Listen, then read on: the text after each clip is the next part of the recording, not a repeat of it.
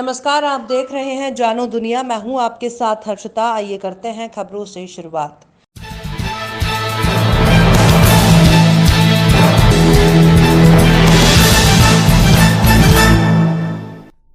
खबर ग्वालियर शहर की है, जहां कल रात मुरार क्षेत्र के नबुआपुरा इलाके में संजू तिवारी नामक युवक ने रात 11 बजे अमित बेग की गोली मारकर हत्या कर दी। प्राप्त जानकारी के अनुसार अमित फैब्रिकेशन का काम करता था और उसने कुछ दिन पहले संजू के घर में काम किया था, जिसके 1200 रुपए उसे संजू से लेने थे। जब अमित ने ये रुपए संजू से मांगे तो पहले तो उसने मारपीट की और जब अमित वहां से भागा तो पीछा कर उस पर कट्टे से फायर कर दिया, जिससे अमित की कमर में गोली लगी और उसकी मौके पर ही मौत हो गई। फिलहाल पुलिस ने मामला दर्ज कर एक आरोपी को गिरफ्तार कर लिया है। घटना के बाद से इलाके में माहौल तनावपूर्ण देखा जा रहा है। क्या घटना हुई, पूरा कार क्या हुआ है? भाई की हत्या कर दी। क्या नाम भाई का? सच भाई का नाम है अमित बेग। किस बात को लेकर विवाद हुआ था? क्या झगड़ा हुआ, क्या मामला है पूरा? 1200-1300 रुपए उसके थे, वो रुपए मांग रहा था अपने, उसके रुपए नहीं दिए। संजू तिवारी का भाई और संजू तिवारी का लड़का, इन दोनों ने उसकी हत्या कर दी। उसमें गोली मार दी चुन्ना यादव के घर में। कितने आरोपी थे? आदमी दो।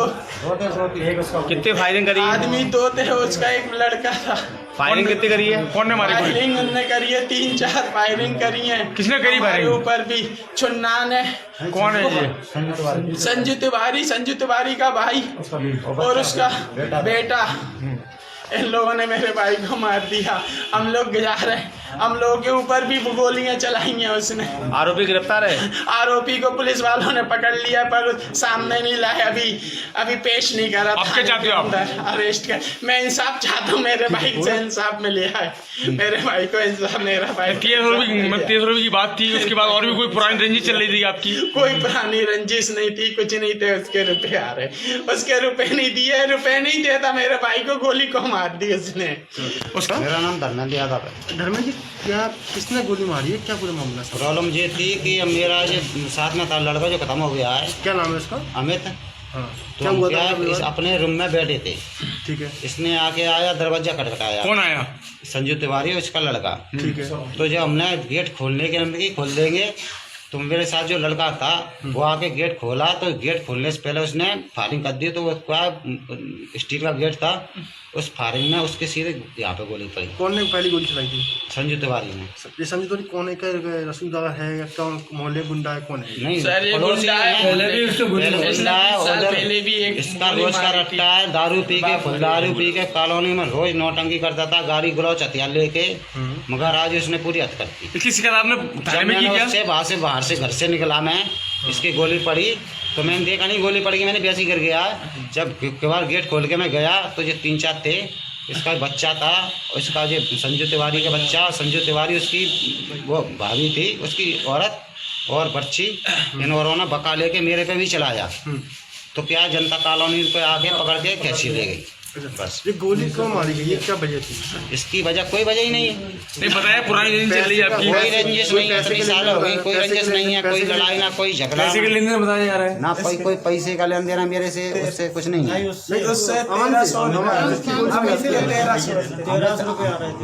अमित से थी उसकी।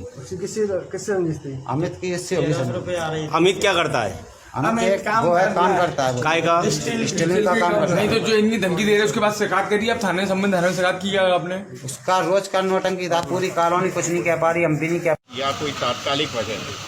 इसमें एक चश्मदीद साक्षी भी है। अभी सबसे पहला जो हमारा उद्देश्य ये है कि जल्द से जल्द आरोपी की अरेस्टिंग। कोविड-19 का स्ट्रेन 2.0 को लेकर एक बार फिर देश में कोरोना संक्रमण का खतरा बढ़ गया है। इसके साथ ही अभी कोरोना पर पूरी तरीके से रोकथाम नहीं हो पाई है। लेकिन तराना में समीक्षा बैठक का आलम यह है कि यहां तराना एसडीएम, तराना विधायक सहित आधा दर्जन अधिकारी ही बिना मास्क, बिना सोशल डिस्टेंसिंग के समीक्षा बैठक आयोजित कर रहे हैं, जिसमें करीब 2 दर्जन से अधिक अधिकारी मंच के सामने बैठे हुए हैं। जहां जिम्मेदारी इतने लापरवाह बने हुए हैं तो आम आदमी कैसे नियमों का पालन करेगा। जानकारी के मुताबिक तराना राजस्व विभागीय अधिकारी एकता जायसवाल और विधायक महेश परमार द्वारा इतनी बड़ी समीक्षा बैठक में लापरवाही का आलम यह है कि अब जिम्मेदारों को कौन समझाए कि कोरोना पर लगाम कैसे लगेगी।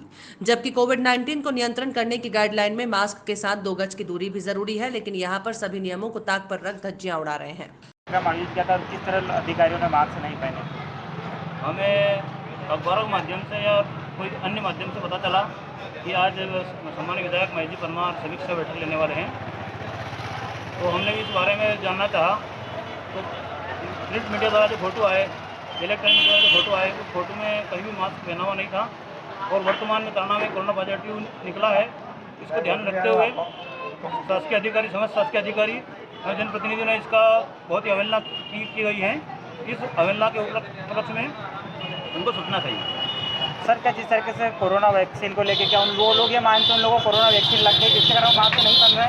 नहीं, उनको उनकी दावेदारी मजबूत हो गई, वो खुद मजबूत हो गए, वो जीना चाहते हैं, बाकी अन्य जनता को मरने में छोड़ दिया। अन्य जनता कुछ भी करे, मरे जाए, कुछ भी करे, उन्होंने कोरोना के लिए खुला छोड़ दिया जनता को, उन्होंने वैक्सीन लगा लिया।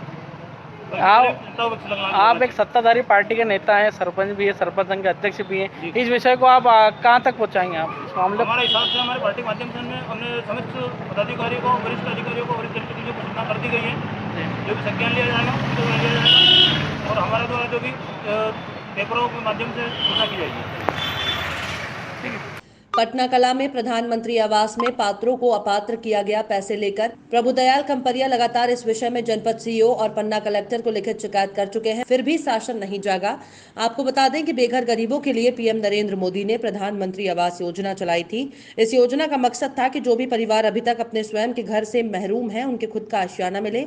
पीएम मोदी की इस योजना के सकारात्मक परिणाम सामने आए और प्रधानमंत्री जी ने इस योजना के दम पर वर्ष 2019 के लोकसभा चुनाव में सीना ठोककर कहा कि वर्ष 2022 तक देश के हर बेघर व्यक्ति के पास खुद का मकान होगा, जिस पर हर बेघर लोगों ने मोदी जी की बातों पर भरोसा किया और देश में एक बार फिर मोदी सरकार बनी। बुंदेलखंड अंचल के सबसे पिछड़े जिलों में शुमार पन्ना जिले का पवई जनपद पंचायत पटना कला, जहां गरीबों मजदूरों की संख्या अन्य गांव के मुकाबले ज्यादा है, जिनमें से अधिकांश के खुद के मकान नहीं है। ऐसे गरीब परिवारों का जब पीएम आवास योजना में चयन हुआ था तो इनके सपनों को पंख लग गए। इन गरीबों ने सोचा कि अब उनके खुद के पक्के मकान होंगे और वो भी इज्जत की जिंदगी गुजारेंगे, लेकिन इनके ये सपने अब धराशाही हो गए। दरअसल जब इन हितग्राहियों के आवास मंजूर हुए तभी रोजगार और सरपंच और सेक्रेटरी की गिद्ध दृष्टि इन पर लग गई। इन गरीबों के सपने बिखर गए। तिनके की तरह आवास मिलने की खुशी में इन हितग्राहियों से धीरे धीरे अपना पैसा सेक्रेटरी रामस्वरूप पाठक के कहने पर पानी सा बहाया रिश्वत के रूप में। ये जो शौचालय पीछे बना हुआ है, ये यही बना है? हाँ, यही बना है। इसमें क्या समस्या है? इसमें ये समस्या है कि हमने बनाओ, हमने पैसा लगाओ और हमने शिकायत कर चुके हैं, हमारा पैसा नहीं आया है। अच्छा, सेक्रेटरी माहौल का नहीं डाला। अच्छा, जो अब इतने पे सेक्रेटरी हैं वो तो पटना ही के हैं? हाँ, पटना के हैं। अच्छा, उन्हीं ने पैसा नहीं डाला? क्या नाम है उनका? छोटू खम्परिया। अच्छा, आपने सीईओ साहब से शिकायत की है? हाँ, किया है। अभी तक कुछ हुआ? नहीं हुआ। अच्छा, क्या नाम है आपका? अनुवाई। कहाँ के निवासी हैं? पटना खम्परिया में सीसी का निर्माण हुआ है, उसमें गुणवत्ता है क्या? कैसी सीसी बनी है? उखड़ गई है क्या? जो सीसी हुई है वो सीसी नदिया की रेता से हुई है और नदिया की रेता मिली है और नदिया और उसमें जो पैसा आया है गवर्नमेंट का वो उसका दुरुपयोग हुआ है। अच्छा, मतलब कैसे? नदी की मिट्टी वाली रेता? वो नदी की रेता है जो वो मिट्टी वाली थी, इसलिए वो उखड़ चुकी है, पूरी नष्ट हो चुकी है। आपका ये कहना है कि जो सीसी बनी है वो पूरी उखड़ गई है? पूरी उखड़ चुकी है। अच्छा, आप इसमें क्या चाहते हैं? हम इसमें ये चाहते हैं कि जो काम हो वो अच्छे सही ढंग से हो और कायदे से हो, उसकी जो है जांच की जाए, देखा जाए। आपका नाम क्या है? हमारा नाम अशोक कुमार। कहाँ के निवासी हैं? पटना कला। वैसा ही माहौल रहेगा? नहीं देखो, उसमें क्या है, एक मिनट सर, बात कर रहे हैं। देखिए, बैठक के दौरान वो चर्चा आई है, मैंने भी चर्चा की है। उसमें हमारे एसडीएम साहब, तहसीलदार साहब, सीओ साहब एक मिल के कमेटी हट के जो पंचायत की बनाते हैं उससे हट के गठित करेंगे और अगर ऐसी स्थिति पाई जाती है तो उसमें चाहे वो सरपंच हो, चाहे सचिव हो, चाहे रोजगार हो, उस पर कार्रवाई होगी। किसी भी प्रकार की उसके लिए छूट नहीं दी जाएगी। भारत समेत दुनिया भर के 180 से ज्यादा देशों को कोरोना वायरस ने अपनी जद में लिया था। अभी तक 10 करोड़ 48 लाख से ज्यादा लोग इस संक्रमण की चपेट में आ चुके हैं। ये वायरस 22,81,000 से ज्यादा संक्रमितों की जिंदगी छीन चुका है। भारत में हर रोज कोविड-19 के मामले बढ़ रहे हैं, लेकिन पहले के मुकाबले इसकी रफ्तार जरूर कम हुई है। स्वास्थ्य मंत्रालय द्वारा शुक्रवार सुबह जारी किए गए आंकड़ों के अनुसार देश में कोरोना संक्रमितों की संख्या 1,08,02,551 हो गई है, पिछले 24 घंटों में कोरोना के 12,408 नए मामले सामने आए हैं। पिछले 24 घंटों में 15,853 मरीज ठीक हुए हैं। इस दौरान 120 कोरोना संक्रमितों की मौत हुई है। अब तक कुल 1,04,96,308 मरीज ठीक हो चुके हैं और 1,54,823 लोगों की जान गई है। कोरोना के मौजूदा मामलों की संख्या 2 लाख से नीचे है। इस समय देश में 1,51,460 एक्टिव केस है। रिकवरी रेट की अगर बात करें तो ये मामूली बढ़ोतरी के बाद 97.16% पर पहुंच गया है। ये अब तक सबसे ज्यादा है। पॉजिटिविटी रेट 1.40% है। डेथ रेट 1.43% है। गौरतलब है कि भारतीय आयुर्विज्ञान अनुसंधान परिषद के ताजा राष्ट्रीय सीरो सर्वेक्षण में पाया गया है कि 10 वर्ष और इससे ज्यादा उम्र की 21% से अधिक आबादी के पूर्व में कोरोना संक्रमण की चपेट में आने के सबूत मिले हैं। सरकार ने बीते दिन ये जानकारी दी। साथ ही कहा गया कि आबादी के बड़े हिस्से को अभी भी संक्रमण का जोखिम है। आईसीएमआर का तीसरा राष्ट्रीय सीरो सर्वेक्षण गत 7 दिसंबर से 8 जनवरी के बीच किया गया था। सर्वेक्षण के नतीजों को पेश करते हुए आईसीएमआर के महानिदेशक डॉक्टर बलराम भार्गव ने कहा कि इस अवधि में 18 वर्ष और इससे ज्यादा उम्र के 28,589 लोगों पर सर्वेक्षण किया गया था, जिसमें 21.4% लोगों में पूर्व में कोरोना संक्रमण की चपेट में आने का पता चला, जबकि 10 वर्ष से 17 वर्ष की आयु के 25.3% बच्चों में भी ये पुष्टि हुई। भार्गव ने कहा कि ग्रामीण क्षेत्रों में 19.1% आबादी में SARS-CoV-2 की उपस्थिति के साक्ष्य मिले, जबकि शहरी झुग्गी बस्तियों में यह आंकड़ा 31.7%। सुशांत सिंह राजपूत मामले में ड्रग्स एंगल की जांच कर रही anti drug agency narcotics control bureau ने बीती रात 2 और लोगों को गिरफ्तार किया है।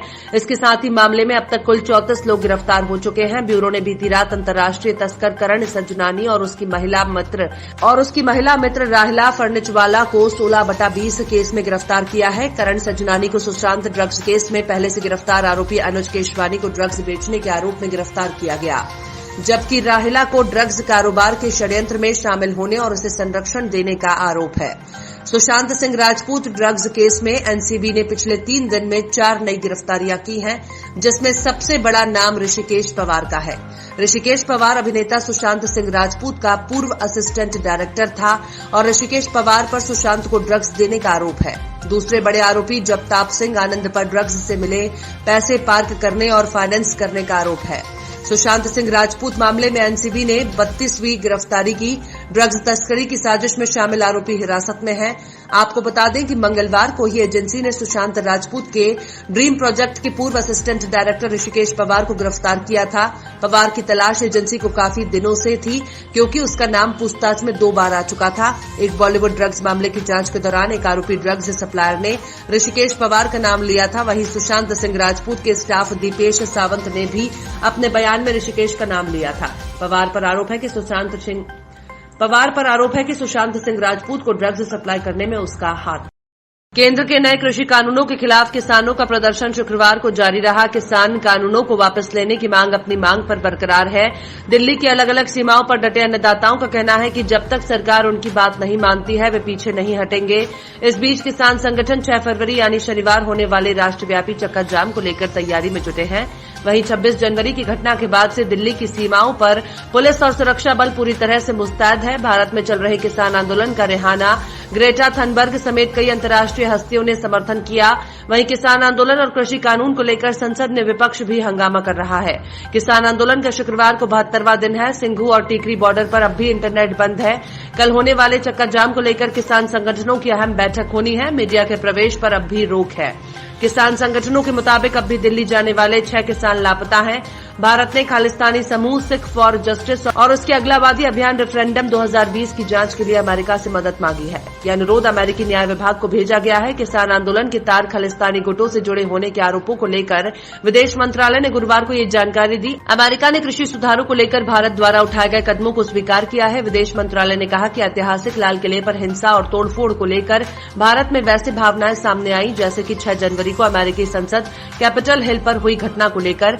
इन मामलों में स्थानीय कानूनों के अनुसार निपटा जा रहा है। किसान आंदोलन पर केंद्र के असंवेदनशील रवैया अपनाने का आरोप लगाते हुए राकापा प्रमुख और पूर्व कृषि मंत्री शरद पवार ने कहा कि अगर किसानों ने प्रदर्शन का शांतिपूर्ण रास्ता छोड़ दिया तो देश में बड़ा संकट पैदा हो जाएगा और भाजपा सरकार इसके लिए जिम्मेदार होगी।